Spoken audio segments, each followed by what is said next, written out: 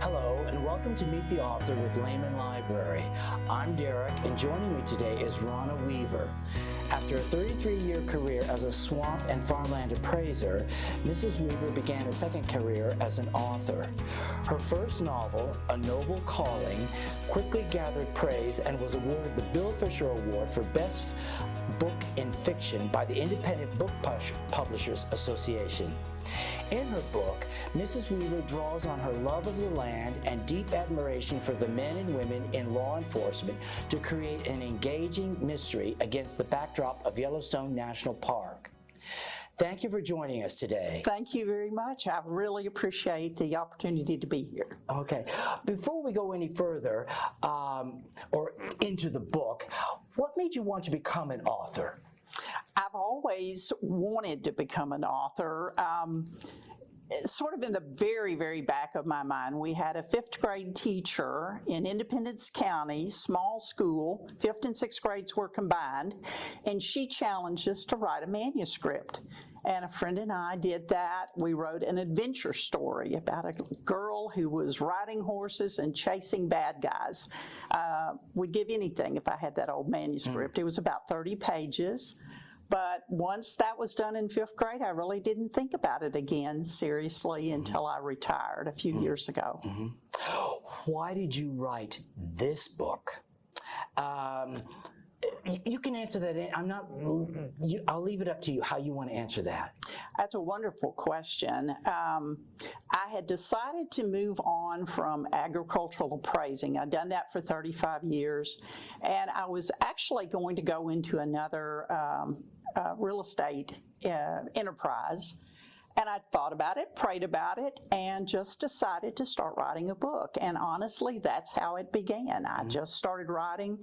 I spent hours one day and wrote the first chapter. And actually, that chapter didn't change very much from that first beginning about 5 years ago.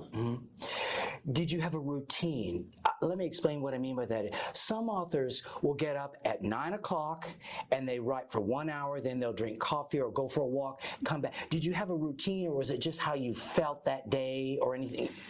And on this book, the initial book, I didn't really have a routine because I was working full-time still. For a couple of years. The second book I have written recently, it will be published later this year.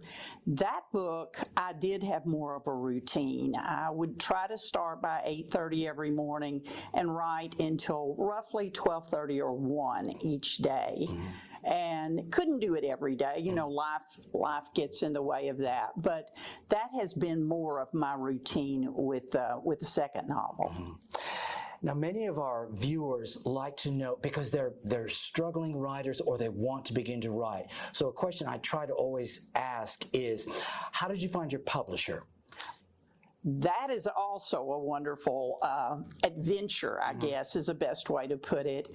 I was very naive about it and thought, I'll write the novel, I finish the novel, I'll send it off to agents, I'll immediately get a publishing contract, and we'll go from there.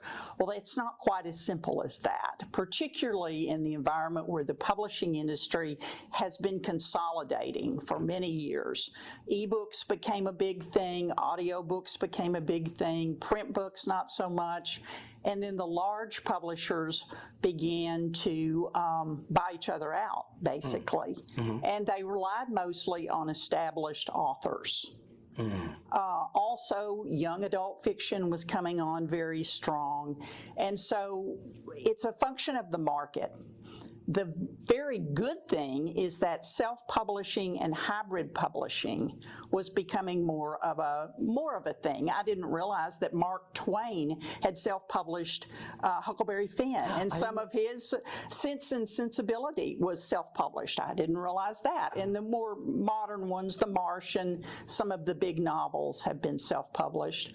But it was becoming easier to do that. I wanted my book to look and feel and be a traditional novel. So instead of self-publishing myself, I hired a publishing company to do that.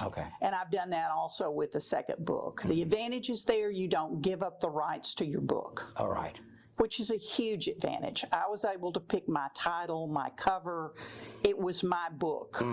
And the one thing that going with an agent and a traditional large publisher, they have the right to change anything within the text, within the book.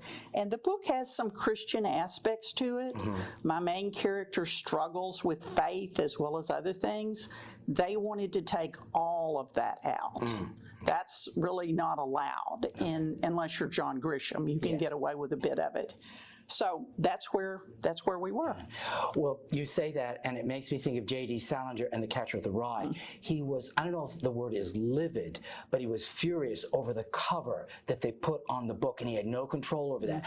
From that point on, he had it all written into his contracts that he would decide what was going to be on the cover of any book that he published. And so it popped in my mind when you said that, and so you've been able to retain the integrity of what you wanted. Yes, and one of the nice things about this, the cover of the book is actually a photograph my husband took, Bill Temple, in Yellowstone. So we were able to design it the way we wanted to and not change the text. Now, you still go through the copywriting and the proofreading process and the editors, but you get to choose. You don't sell the rights. Okay. Well, you answered the question I was going to ask about the picture. Let me ask you something else. Just change the course of the interview just slightly. Because this deals with the FBI significantly, have you had any comments from the people from the Bureau? What did they think of it? Anything that you found out, ooh, if I write a second edition, I'll change this, anything like that?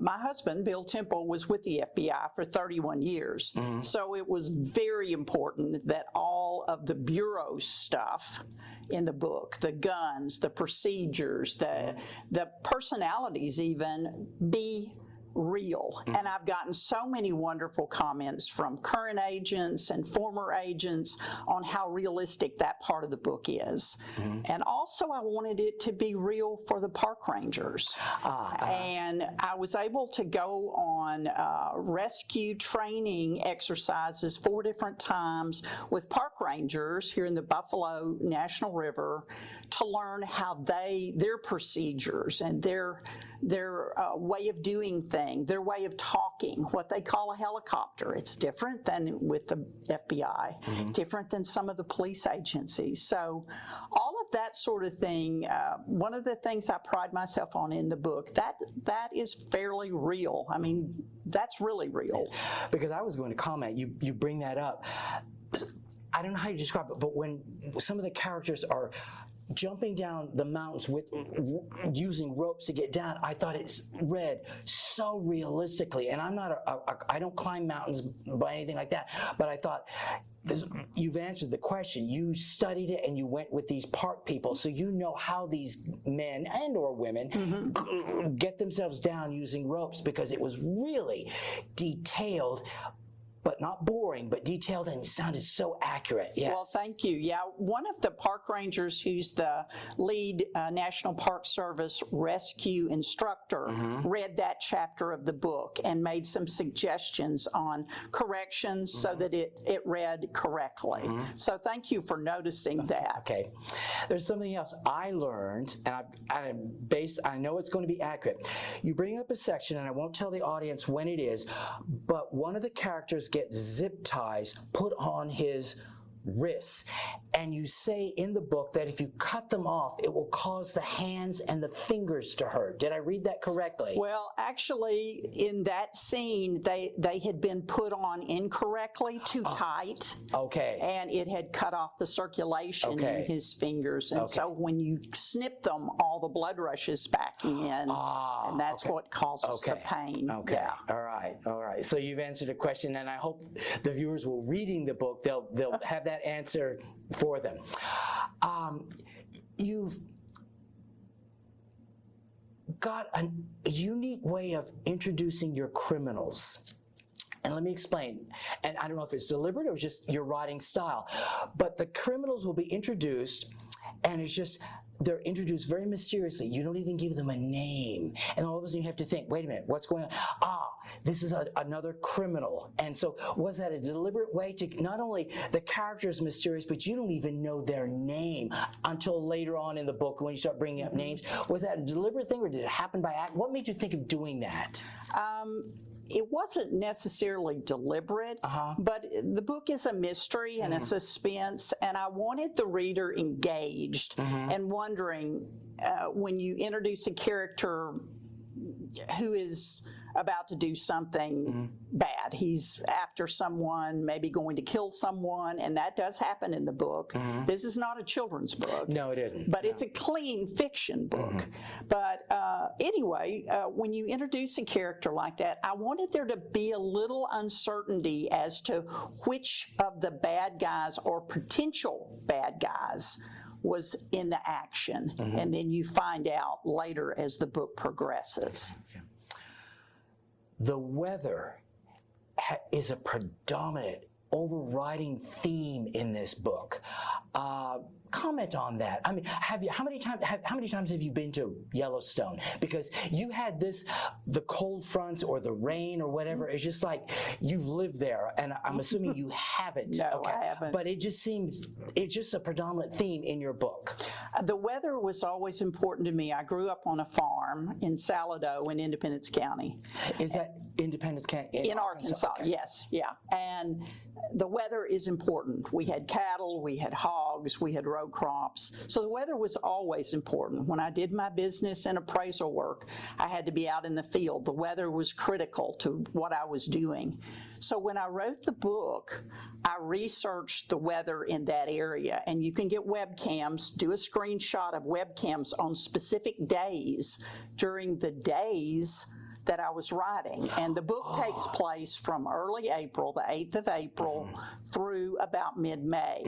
And so I knew what the weather actually does. Okay. And then researched it with the historian there in Yellowstone. They have very fickle, what we would call winter weather is during their late spring. They have a lot of snow and ice during that part of the year. So it was very interesting to research that. Yeah. Well, just to follow up on that, it affected how things could be done, and sometimes it caught them by surprise, etc. So I just thought that there had to be a good reason, and it does play a part. And so, thank you for explaining that. Yes, you've alluded to earlier that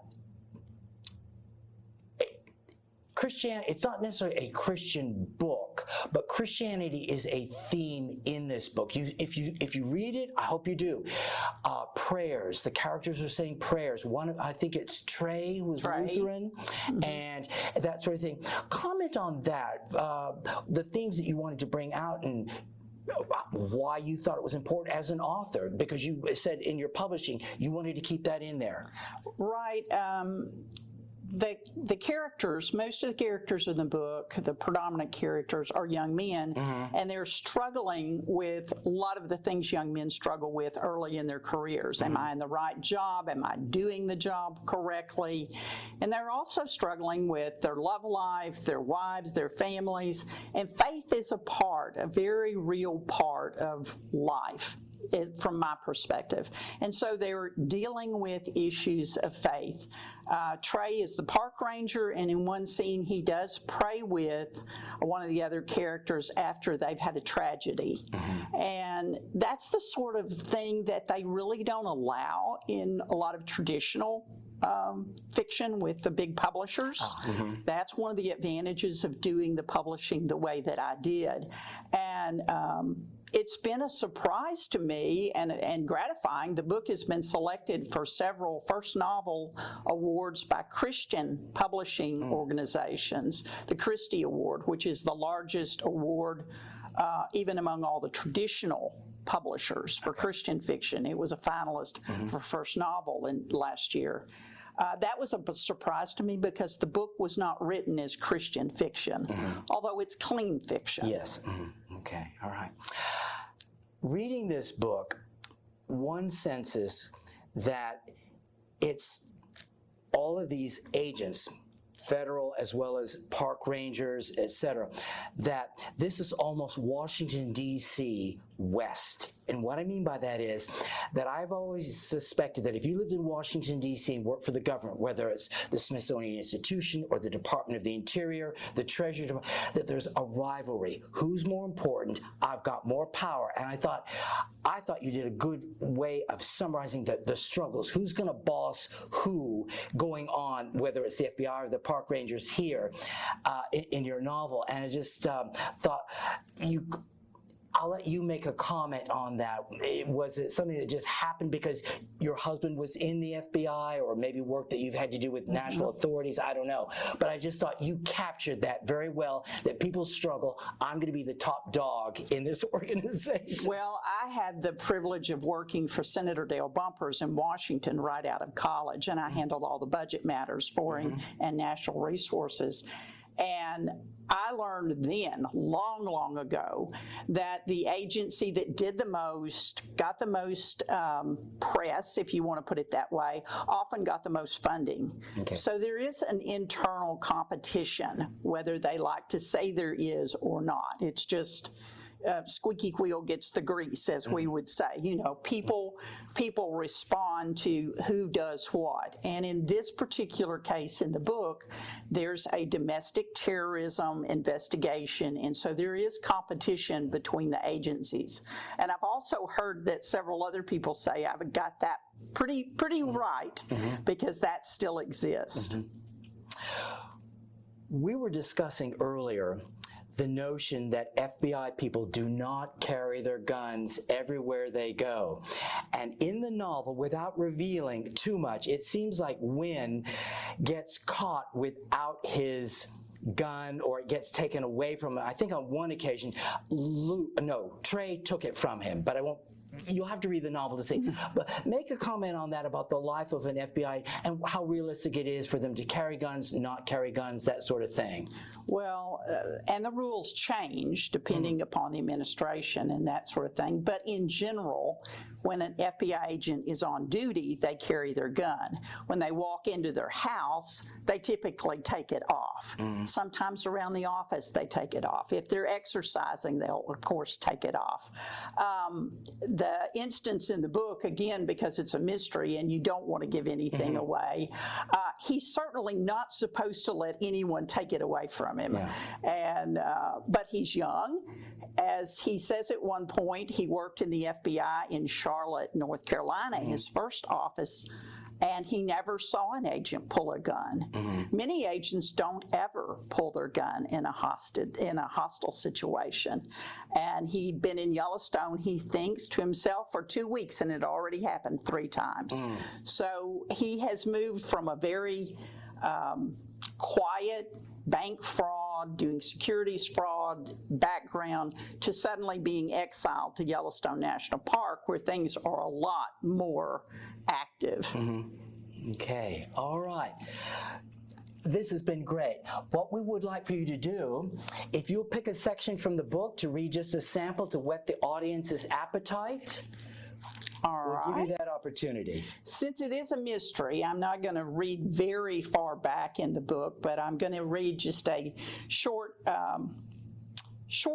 passage on when Wynn Tyler has been exiled to Yellowstone, and he meets his co-worker there in the Yellowstone FBI satellite office.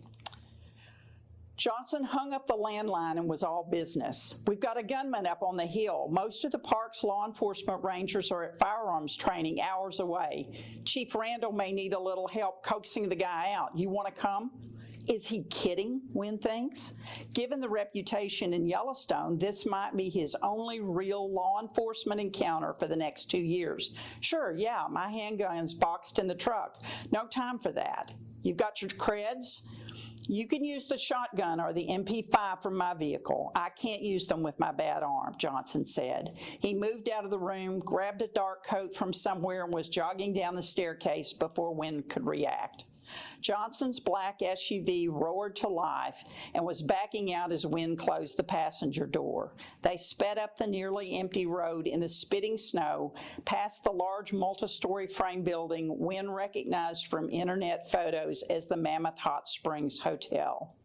Johnson talked as he drove. The guy on the hill is a local named Luke Bordeaux. We suspect he poaches deer and elk in the park. He's moved here from Louisiana, been here a few years. Had a run-in with him last year, but no convictions. Generally, he carries a rifle, a handgun or two, and a knife. He accelerated to pass a slower vehicle. Some hikers reported an armed man near Snow Pass on Terrace Mountain skinning out a deer, and Chief Randall hiked up a closed trailhead to try to catch the poacher. Now they're in a stand-up and we're the backup. Wynn never had a chance to visit Yellowstone as a kid, but he'd always imagined buffalo, wolves, and bears, heavily armed bad guys, didn't fit into his Yellowstone expectations. Right. So that's just a short snippet from the book, and I'm so thrilled that the library carries the book. Almost all the libraries in Arkansas have the book. Right, all right. As we end this, what I consider a very great interview, thank you so much, but as we end it, please tell the audience where they can contact you, what social media you have, how they can buy the book if they want to. All right. The book is available on Amazon. I have an author page on Amazon. I have a Facebook page, Rhona Weaver Author. My website is rhonaweaver.com, and I'd love for you to visit there. We've got a lot of photos and also some information on the upcoming book. The title of that book is A Sacred Duty. The book is a sequel to this novel, and it will be out, we think, on May 24th of this year, so we're very excited about that. But the book can be published at all the local bookstores, Barnes & Noble, Wordsworth, and pretty much anywhere online. All right, well, thank you so much. All right. Well, thank you for joining us today. It has been a pleasure. If you're interested in reading more from Mrs. Weaver, please visit us at the library or find us online at our website, lehmanlibrary.org or nlrlibrary.org. Please join us again next week and have a great day, everyone. Thank you.